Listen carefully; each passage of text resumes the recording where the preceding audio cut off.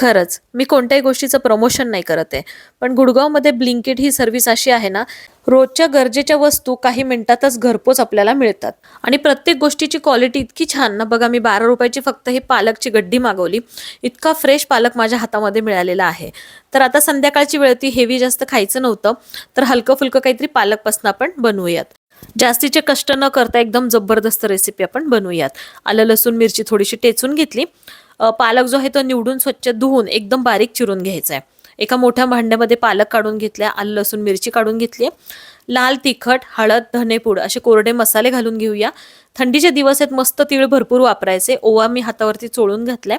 अर्धी वाटी बेसन आणि मीठ घातलेलं आहे. अगदी थोड्या पाण्याचा वापर करून सगळं हाताने मस्त कुस्करून घ्यायचं, एकत्र करून घ्यायचं. टोमॅटो घालायचा राहिला होता, अर्धा टोमॅटो मी बारीक चिरून घातलाय.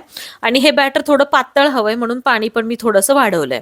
हे बॅटर रेस्ट करायची गरज नाहीये, लगेचच तवा गरम करून घेतला आणि त्यावरती आपण थोडंसं जाडसर असं हे धिरडं पसरून घेतलं.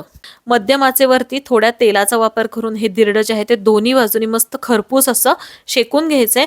हेल्दी रेसिपी आहे, बनवायला अतिशय सोपी आहे आणि टेस्टला खरंच भन्नाट लागते. एकदा तरी याची टेस्ट नक्की करा. लोणचं, सॉस किंवा चटणीसोबत तुम्ही सर्व करू शकता. नक्की बनवा.